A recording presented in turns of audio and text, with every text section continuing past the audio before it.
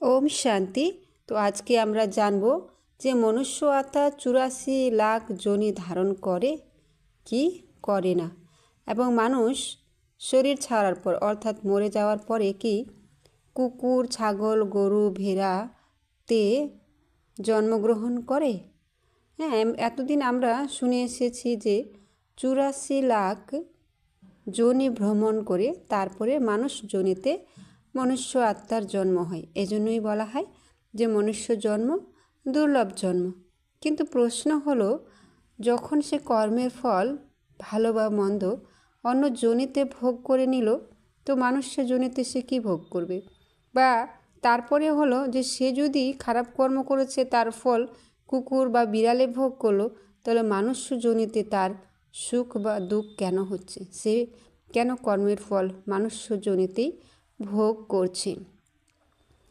আর দ্বিতীয় প্রশ্ন হলো যে আমরা জানি যে প্রত্যেকটারই বীজ, গাছের যেরকম বীজ রয়েছে, যেরকম আম গাছের বীজ যদি আমরা মাটিতে পুঁতে দিই তো আম গাছেই হয়, কাঁঠাল গাছের বীজ মাটিতে পুঁতলে কাঁঠাল গাছেই হয়, অথবা সব বীজ আম, জাম, কাঁঠাল, লিচু সব বীজ এক জায়গায় পুঁতে দিলে কখনো কাঁঠাল গাছ থেকে বীজ থেকে আম গাছ বা আম বীজ থেকে লেবু গাছ হওয়া সম্ভব না।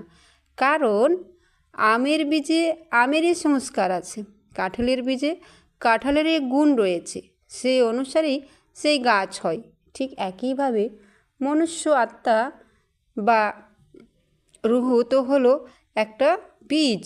তো সেই বীজ থেকে অর্থাৎ মানুষের যে আত্মা, তার মধ্যে মানুষেরই সংস্কার রয়েছে। তো সে কি করে কুকুর, বিড়াল, ছাগল, গরু, ভেড়া হতে পারে? তাতে তো সিদ্ধ হচ্ছে যে মনুষ্য আত্মা তার গুণ ও সংস্কার অনুসারে মনুষ্য যোনিতেই জন্মগ্রহণ করে। তারপরে বর্তমানে সবথেকে বড় প্রুফ হচ্ছে সায়েন্স। কারণ সায়েন্স আধুনিক যুগে অনেক উন্নতি করেছে, আর অনেক ডেভেলপ করাতে আমাদের সামনে অনেক কিছু ভুলভ্রান্তিও ভাঙিয়ে দিচ্ছে। যেমন হিপনোটাইজ করায়, হিপনোটাইজে কি দেখানো হয় যে ওই ব্যক্তিকে তার পূর্বজন্মে নিয়ে যাওয়া হয়, অর্থাৎ পাস্টে নিয়ে যায়। তো পাস্ট জন্মে নিয়ে যাওয়ার পরে তাকে জিজ্ঞেস করে তার বাড়ি কোথায়, সে কী করছে, কী নাম। তো আজও পর্যন্ত আমরা এমন কোনো নিউজ পেপারে বা খবর জানতে পারিনি যে কোনো খবরে বলেছে যে সেই ফলানা ব্যক্তি বলেছেন কুকুরের ভাষায় বা বিড়ালের আওয়াজ করেছেন। প্রত্যেকটাতে আমরা কি পেয়েছি যে মানুষের আত্মা, মানুষের ভাষা মানুষই বলেছে, কিন্তু তার ভাষা আলাদা, আর আওয়াজ হচ্ছে মানুষেরই, কিন্তু ভাষা হচ্ছে আলাদা। যেরকম কেউ কেরালায় জন্ম নিয়েছে তো সে কেরালার হতে পারে, সে ইন্ডিয়ান যদি আমেরিকাতে জন্ম নিয়েছে তো সেইখানে সে তাকে হিপনোটাইজ করালে সে ইন্ডিয়ান ভাষারই কথা বলবে। তো এতে এটা সিদ্ধ হচ্ছে যে মনুষ্য আত্মা মনুষ্য যোনিতেই জন্মগ্রহণ করে, কিন্তু সে কুকুর, বিড়াল, ছাগল, গরু, ভেড়া নয়, মনুষ্যই হয়, এবং কর্মের ফল তাকে ভোগ করতে হয়। আমি যেরকম কর্ম করব সেরকমই আমাকে ফল ভোগ করতে হবে। তার জন্যে আমরা দেখি অনেক সময় যে ফুটপাতে অনেক বাচ্চারা খাবার পায় না।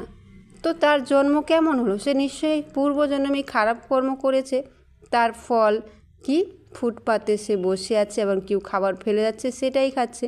তাকে কি কুকুরের যোনিতে যেতে হলো? কুকুরের মতো জীবন যাপন করছে। তো এতে সিদ্ধ হয় যে কাউকে যদি আমরা পূর্বজন্মে কোনো খারাপ কথা বলে থাকি, তাহলে এই জন্মে সেটা প্রতিশোধ করতে হয়। যেরকম উদাহরণ দিচ্ছি যে কেউ যদি একটা লাল কাপড় বা লাল জামা পরে আমার কাছে এসে বলে যে দিদি আমাকে 10 টাকা দিন, এবং কালকে এসে যদি সে লাল না হয়ে হলুদ রঙের কাপড় পরে আমার সামনে আসে, আমি কি তাকে চিনতে পারবো কি পারবো না? অবশ্যই পারবো, এবং তার কাছ থেকে আমি 10 টাকা চেয়ে নিব। কারণ সে শুধু ড্রেসটাকে পরিবর্তন করেছে, তার রূপের পরিবর্তন হয়নি। ঠিক একই আত্মার স্বরূপ জ্যোতিস্বরূপ, আর শরীর হচ্ছে ড্রেস। সেই শরীররূপী ড্রেসকে পরিবর্তন করে সেই শরীররূপী ড্রেসের আলাদা রূপ হতে পারে, কিন্তু আত্মার গুণ সংস্কার তো থাকে। তার জন্য পরের জন্মে আমরা কি করি, সেই ব্যক্তির থেকে সেরকমই বিহেভিয়ার পেয়ে থাকি। এই জন্য বলা হয় যেরকম কর্ম সেরকমই ফল। আমরা যেরকম কর্ম এই জন্মে করব সেটাই ফল পাব, আর আগের জন্মে যা কর্ম করেছি তার ফল এখন ভোগ করছি। তাহলে বোঝা গেল মনুষ্য আত্মা মনুষ্যজনিতেই জন্ম নেয়। আমরা দেখি কারো জন্ম বিশাল বড় পরিবারে জন্ম হয়েছে, যেখানে সে সোনার চামচে কী খাচ্ছে, খাবার খাচ্ছে, দুধ খাচ্ছে। আর এমন বাচ্চারও জন্ম হয়েছে যেখানে সে খাবার পাচ্ছে না। তাতে বুঝতে পারছি যে কর্মের ফল কিভাবে তাকে ভোগ করতে হয়েছে। হ্যাঁ, পূর্বজন্মে যা তার ধনকে সফল করেছে, এই জন্মে সে ধনী পরিবারে জন্ম হয়েছে। আর পূর্বজন্মে যে তার ধনকে সফল না করে সে ভোগ বিলাসে বা তাস মদ খেয়েই নিজের ধনকে শুধু নষ্ট করেছে, তো সে তো জমাই করলো না। তো জমা না করলে সে পাবে কী করে? যেরকম আমরা বর্তমানে এলআইসি করি না, এলআইসি কেন করি? যখন আমার শরীর অচল হয়ে যাবে সেই সময় সেই টাকাটাকে আমি পাবো এবং তাতে কিন্তু আমার চলবে। ঠিক ওইভাবেই পরমাত্মা কি বলছেন যে এখন যা যা আমরা কর্ম করব, অর্থাৎ শ্রেষ্ঠ কর্ম করব, সেই অনুসারেই আমাদের পূর্বজন্ম নির্ধারিত হয়। ধন যদি আমরা দান করি তাহলে তাতে কি হবে, আমাদের পূর্বজন্মে ধনের অভাব থাকবে না। তন দিয়ে যদি কাউকে কষ্ট না দিই তাহলে তন নিরোগী থাকবে। আর মন দিয়ে যদি কারো প্রতি কোনো খারাপ ভাবনা না রাখি তাহলে মনও আমাদের মানসিক পীড়াতে ভোগ হবে না। এজন্য আমরা দেখি তার কারো কাছে অনেক ধন থাকে, কিন্তু সে মানসিক পীড়ায় পীড়িত, সে মনের দিক দিয়ে কাউকে না কাউকে কষ্ট দিয়েছে। কাউকে আমরা দেখি জন্মতেই তার শরীর কি বিকলাঙ্গ, কেন?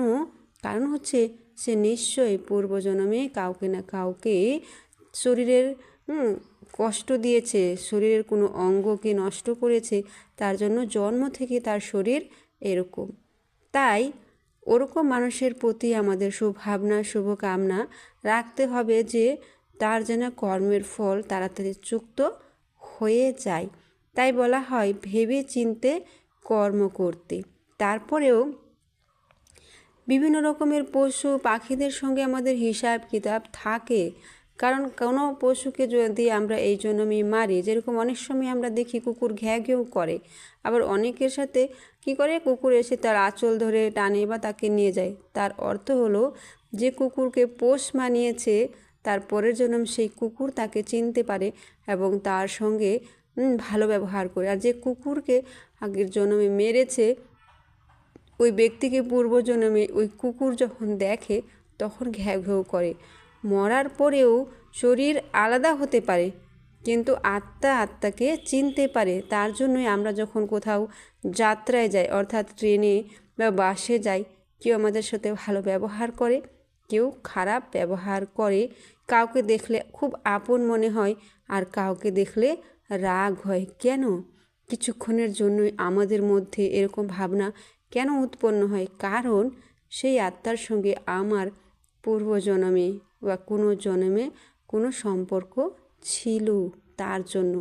এই জন্যই হিসাব কিতাব আমাদের সবাইকে যুক্ত করতেই হয়। যখন আমরা জানতে পারি না তো কষ্ট পাই। তাই পরমাত্মা এসে আমাদের জানাচ্ছেন আমাদের সাথে যা কিছু হচ্ছে সবই আমাদেরই করা কর্মের ফল। যেরকম বলা হয় না যে একটা ঢিলকে যদি আমরা উপরে ফেলে দিই সে ঢিল উপরে যায় না, নিজের কাছেই আসে। ওরকমই যা কর্ম আমরা করি সেই কর্ম পৃথিবীর বাইরে কোথাও যায় না, সেই কর্মের ফল আমাদের কাছেই ফিরে আসে। এই জন্মে না হলে তার পরের জন্মে, তার পরের জন্মে। তার জন্যই ভেবে চিনতে আমাদেরকে কর্ম করা প্রয়োজন। এই হলো কর্মের কুজ্য গতি। ওম শান্তি।